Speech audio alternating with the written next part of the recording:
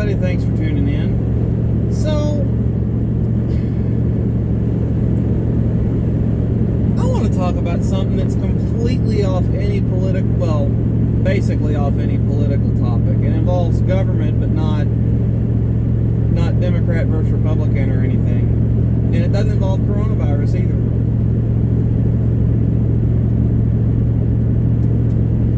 What I wanted to talk about is cool cars. I'm a bit of a gearhead. I haven't had a chance to own but like one or two cars that were on the list to own. I got to own a fast four-door sedan. I got to own a convertible that wasn't a sports car when I was still in the higher risk group for insurance. I was 21, 22 and I bought this car. Loved it. And I didn't have to pay sports car insurance. It was, at the time it was made, it was the only sports car in the States that did not have, or it was the only convertible in the States that was not classified as a sports car for insurance purposes. So I was very happy to have it, enjoyed it, got rid of it, got my sports sedan. But what I want to talk about, in other countries, mainly in the UK and Europe, there are, and also some from Japan, there are a ton of really cool cars that are oriented to the enthusiast that you can't get in the States.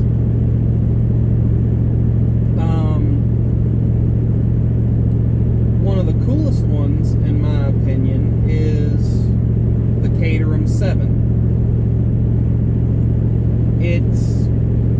The roof is optional, the windshield's optional, the doors are optional, the heater's optional, and it can be, the way that they denote modeling those cars is by the horsepower per metric ton. So they've got a little car that has a small lawnmower sized turbocharged gasoline engine developing 80 horsepower that will still make the run from 0 to 60 in about 6.5 seconds because the car's very light. Has a low top speed, does not have much, if any, safety equipment aside from seat belts, but doesn't come with airbags, anti-lock brakes, stability management, traction control, nothing.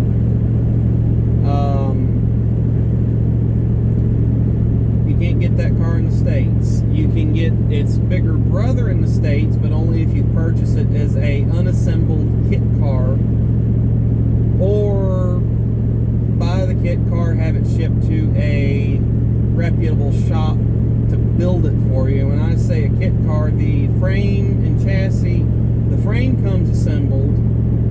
You have to put all the steering and suspension components on it, put the braking components on it, put the engine and transmission in it, and then register it.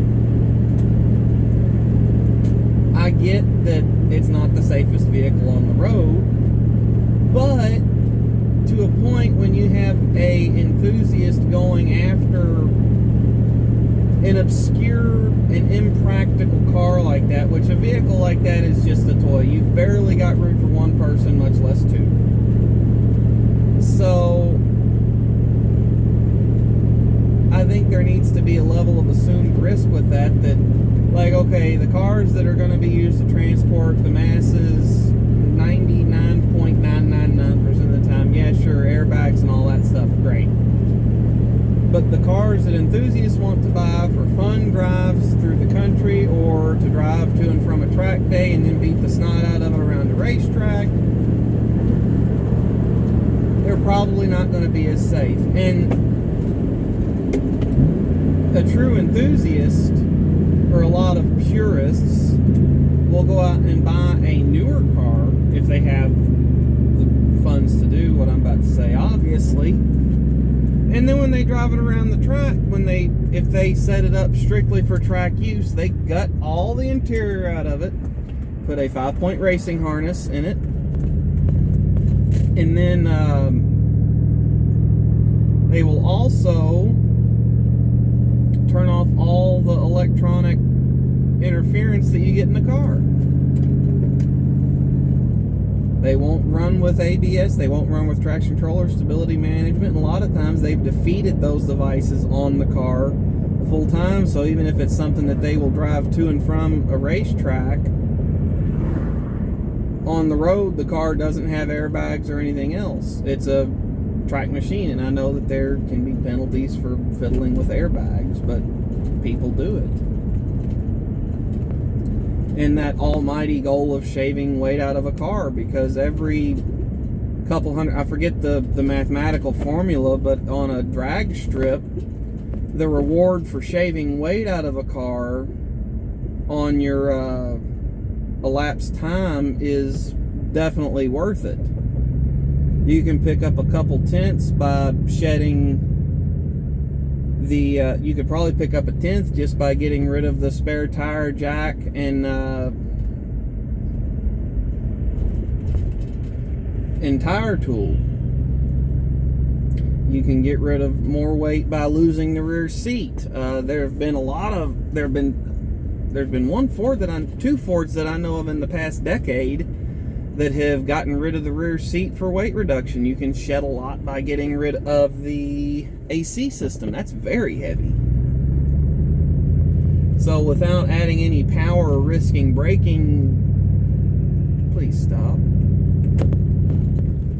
Risking braking things, you can pick up quite a bit of speed in a car just by shedding weight. That's why they also run those real narrow tires on the front end of drag cars. They don't weigh as much, they don't have as much rolling resistance. All they've got to do on rear-wheel drive dragsters is barely keep the car straight. Only time you really lose traction on a good run is right at the beginning, so you've just got to get the car back in line and then hammer down, so you've barely got to use those tires. So I know why they do it. Another car that was really cool that you couldn't get in the States were the earlier Nissan Skylines, the R32 through the R34. I don't know that they wouldn't, but they were never put into federal crash test standards at the time. So if you were to buy a new one, if you were to get a new one in the States, you would have to go through the federalization of that car, making it meet the emission standards for the time, which it may have out of the box, I don't know. But if it didn't, that's not hugely difficult to do. It takes a little time and a little money, but it's not impossible. You can get aftermarket catalytic converters that'll pass federal emission spec for about $500 put on a car. And then you can also get, rig up whatever else you need for it to pass emission standards, such as, things like exhaust gas recirculation if need be. The hardest part about it is the crash tests. If you were to, suppose you were super wealthy at the time, and you knew that suppose a Nissan Skyline would pass all the emissions tests, you would have to buy a small fleet of these cars with the sole purpose of destroying them in crash tests. And to import those from Japan or other countries where they were legal was ridiculously expensive. You're talking a $30,000 car plus either air or boat freight over here. It was you'd end up being several hundred grand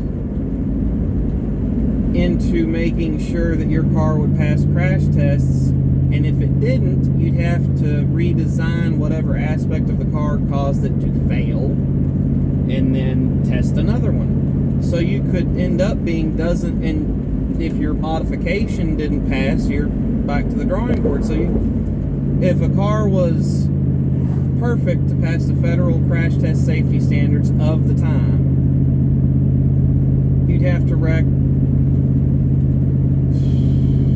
4 of them, I think.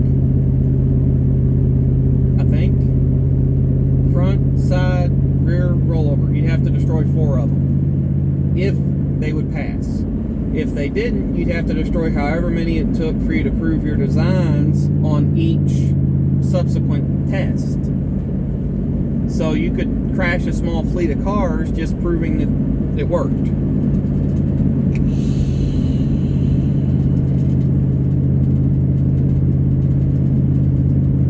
But, and I don't know how stringent they are. I know that Japan is ridiculously stringent on emissions, as is China oddly lately. But I know that the emissions they probably would have passed no problem. And the way I look at it, if you wanted to, you could just weld a full cage into the car, and even if the thing flies apart where you lose the front and the rear end, at least have a safety cell inside the car where the occupants can survive. My opinion. I think that there's a lot of regulation out there that is over-regulation. I wish that some of these cool cars didn't have to be kit cars, that you could go and just buy one if you wanted. Another case in point, there's a company based out of, I don't know if they're actually based out anywhere. They've got, I think they use the term satellite factories. The company's called Local Motors. I think it's really cool one of the cars that they build is called a Rally Fighter. This car is built on a full tubular steel chassis with nearly off-the-shelf components for the body. The taillights are like mid-2010 Honda taillights. The door handles are off of a first-generation Miata. Really a cool design. It's a 2-wheel drive car powered by a Corvette engine with a Ford transmission that has 18 inches of suspension travel in the front, 20 in the rear, and is the closest thing anyone's going to get to owning a trophy truck that's street legal. Insane machine. Case in point, the Ford Raptor, which is a production vehicle you can buy, has 10 inches of suspension travel in the front, 12 in the rear. And I've seen a Raptor go off a jump and nosedive a little bit. It destroyed the whole front end, set off every airbag in the car, and likely totaled it, even though it's a $50,000 car. I've seen one of these go off of a jump, nosedive, doing end over end. The only thing that it destroyed was the hood. Just the fiberglass portion of the hood. The guy continued driving the car with the hood completely screwed up afterward. They're ridiculously tough. Sure, they probably don't interact well with other vehicles in a crash. I would imagine, I don't know. They probably just drive over it. But as an enthusiast, but you cannot go buy one of those new. You schedule an appointment with Local Motors. They build the frame, get the engine and transmission in there, and then they help you build your car, because it's a kit car since it hasn't been federalized. Little things like that, and it'd be a fun car to have, and it's not entirely impractical. Gets mid-20s to the gallon. I was actually reading on their website one time, there's a woman that used it as her daily, that worked at the factory. Single woman, worked at the factory, bought one of the cars, drove it as a daily. I think it has room for 2 or 4, but it's a wider vehicle, so you've actually got interior room in it. It's got heat, air, windshield wipers, everything. It's a full vehicle. And that's just what she chooses to drive as her daily. And it's one of the most capable off-road vehicles in its price range for speed. It is not four-wheel drive, but due to the suspension travel, what you can't get with crawling power, you can just blast up.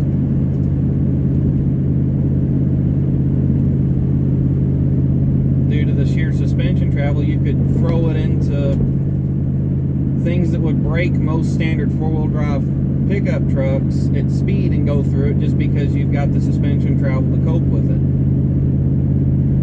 I think it would be an absolute blast to drive, but due to the fact that I can't afford to take 2 weeks off to go to Arizona to build the thing, and the fact the thing does have a ridiculous price tag, I probably won't get to. But I wish it were different. I wish I could.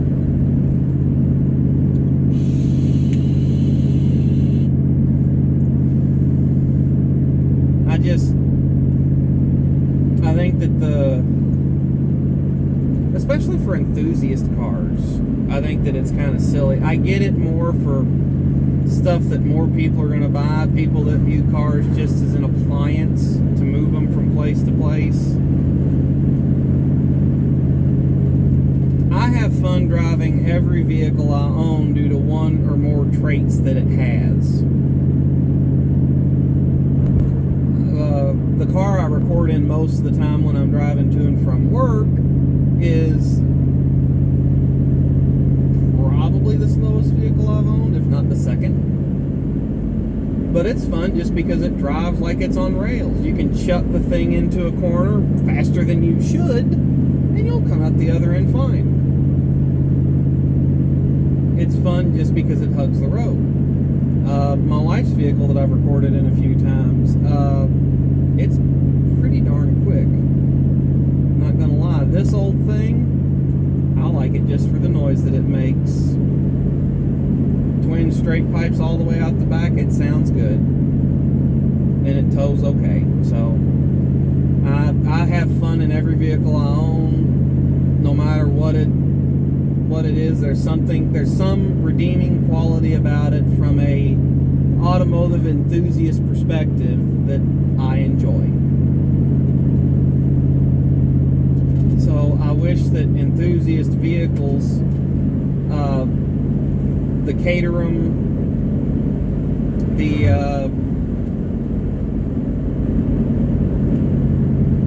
what other ones are there? There's the Caterham. The Ariel Atom came to the States, but it kind of died away. It was real expensive and there wasn't enough market for it. Caterham especially, because they're still making stuff, and it's a tried and true recipe that they've got. They build a fantastic car. At one point, the Caterham 620R held the lap record around the Top Gear circuit. It is the same basic car with better suspension and tires and engine. It'll do 0 to 60 in like 2.9 seconds, has a top speed of 160, so it's not the fastest machine flat out, but it can pick up speed ridiculously, it can brake hard, and it can corner like it's on rails because there's no weight. So the Caterham 620R is an insane machine, and it held a lap record, and the cost for that car in the UK is like $50,000 to $60,000. Granted, it's something you're going to drive once a week when the weather's good. But I think one of those will be just an absolute ball to have, because it's the way that an enthusiast thinks that a car should behave. Light on its feet, quick to accelerate, easy to get down from speed for a turn. What more could an enthusiast ask for? I'd really enjoy having one. In the States, they can only be bought as kit cars, and they're real expensive in the States due to the import fees. You can only buy them as a incomplete kit, which sucks. And they don't offer the cheapest model in the States. That engine has not been proven to pass emission standards in its weight class, so that engine doesn't come into the States. They only offer it with bigger, more powerful engines, which honestly, that's probably what I'd go for, but I'd still love to have one. Also, another thing, this isn't so much on the government as it is Ford, I think, but a few years back, right before I bought my daily driver, which is a Ford Focus, and it's the slowest Ford Focus that was in production the year that they made it, Ford was ramping up production on the Ranger. Details weren't widely available, but I was hoping if the Ranger would have come out sooner, I could have very well bought a Ranger. I was really looking forward to one. I'm glad they brought them back. I had one a few years ago. I loved it. But they didn't bring out the engine I was hoping for. There is an engine in the States currently that goes in the Ford Transit T350. Passes all the emissions requirements for its weight class. That was put in the Ranger never died fully. It just quit being, they just quit making it in the States. Well, the Ranger in the UK is very similar to the Ranger in the States. And the Ranger in the UK, like, I think the year before Ford brought it here, so 2017, 2018 model year, had a 6-speed automatic transmission. You could get it with a small gas or 2 diesel engines. The diesel engine that you could get it with is the same one that's in the States in that big transit van.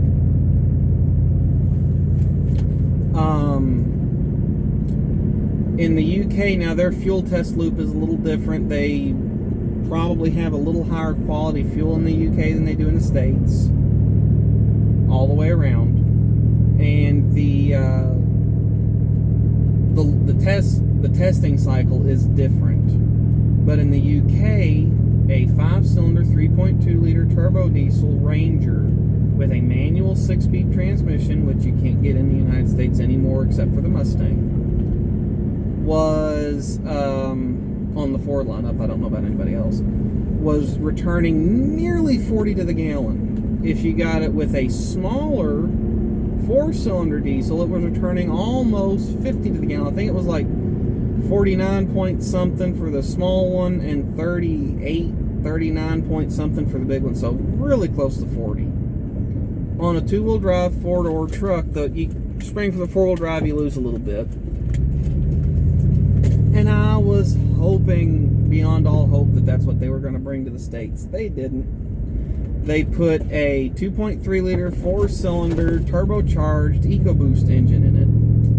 I'm okay with that engine. It's a decent enough, reliable enough engine. Performs very well for its size. It is less than half the size of the engine in my truck and makes the same power. And it has a 10-speed transmission, so it outruns this thing coming and going. I have no problem with it, except for the fuel mileage. It's rated at 25, depending on exactly how the truck's equipped, but most owners are reporting very low 20s on highway. And highway is the number I care about because that's 90% of my driving anyway in my daily vehicles. So it's getting low to mid 20s on the highway. I would have loved for that little 5-cylinder diesel engine to be put in a Ranger. Would have loved it. I would have bought one. I would have bought one for sure. Because that vehicle could have done everything I need a vehicle to do. It could have hauled my lawnmower around. It could have taken me back and forth to work. It could have done one vehicle to do all the things. I would have enjoyed that.